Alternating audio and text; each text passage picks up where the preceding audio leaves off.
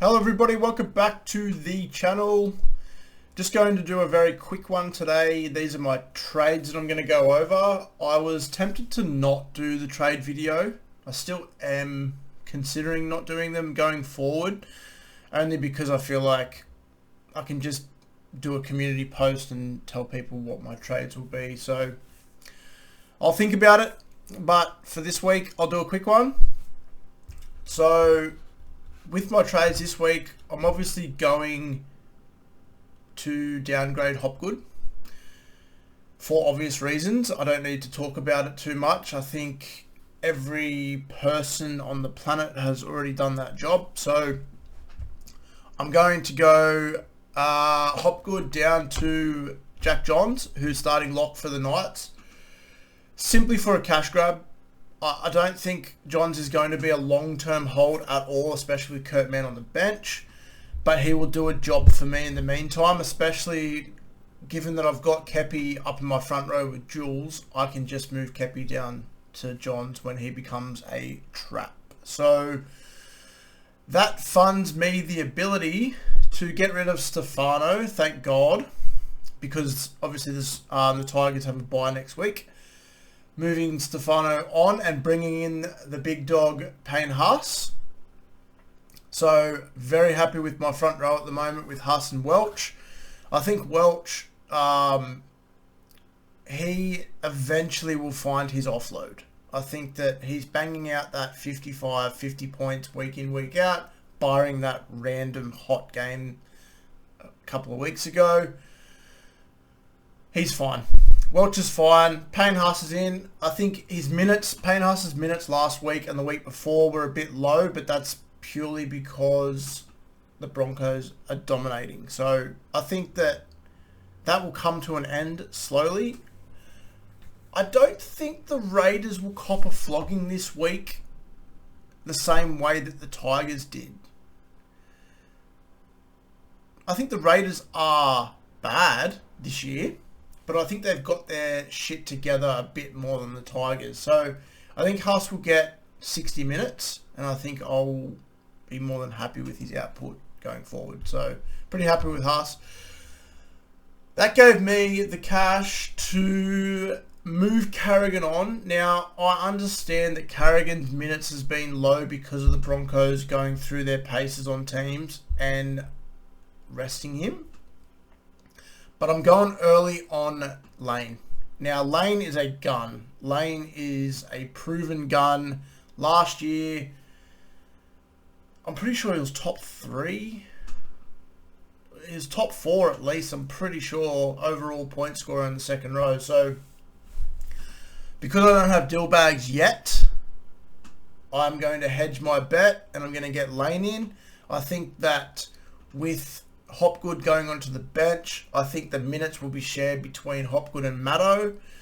I think Lane's fresh. I think he will go back to maybe not straight into 80, but I think he takes off exactly where he left off last year.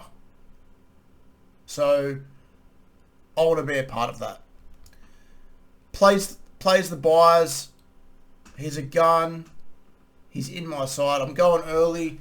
I've trusted my gut the last couple of pod plays, and they've paid off. So everyone's stressing about getting Hosking in this week. I did it last week.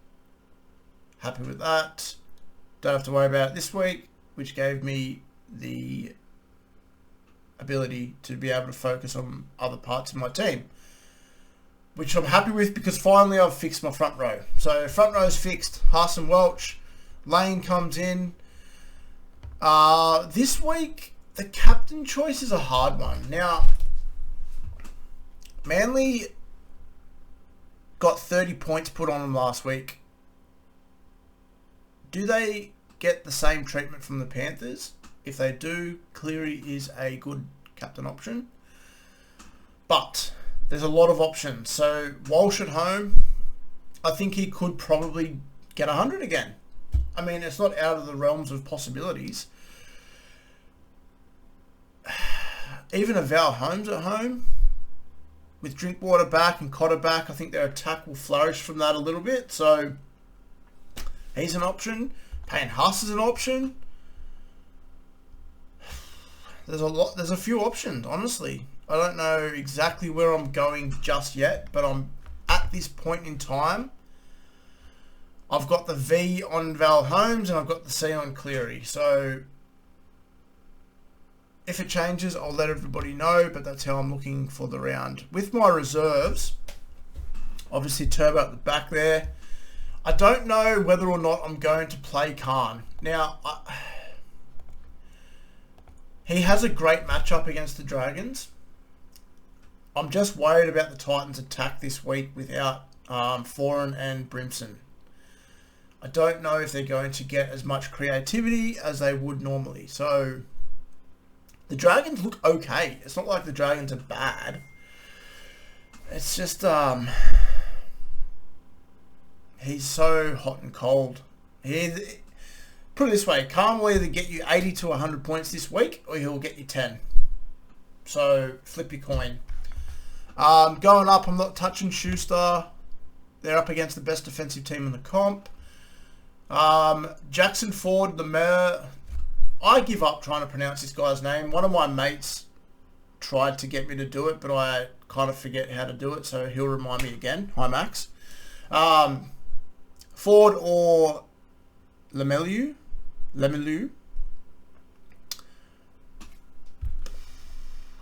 And Lane, Preston, Hosking starting in the second row. So that's how my team's looking. Next week, I'm planning ahead. I'll be fixing the Dewey situation up. My plan is to downgrade a fattened up Khan Pereira because he will probably make an extra 70k this week. Downgrade Khan, upgrade Dewey to deal bags. So that'll give me the amazing combination in my team of a Cleary and Hosking and a Dylan Brown and a Sean Lane. And I think I'll be absolutely loving that. So, pretty happy with how my team is setting out. Yes, I made a boost this week again. The way I look at boosts is if the boost benefits your team long term, do it. They're there for a reason. I used the boost this week to bring in Payne Haas. I think Payne Haas is a perfect example of a player to use the boost on. So, I'm pretty happy. I'm not too phased. I think I'll score okay this round. I'm not expecting any big scores, but Supercoach gods can throw anything at me. So, anyway, that's my team. Thanks for tuning in, guys. Good luck this weekend. Happy Easter to everyone who is celebrating it, and hopefully we get another round of footy like we did last week, because that was absolutely amazing. So let me know in the comments your trades. Let me know in the comments your captain choice, and I will discuss with everybody in the comments. Cheers. See ya.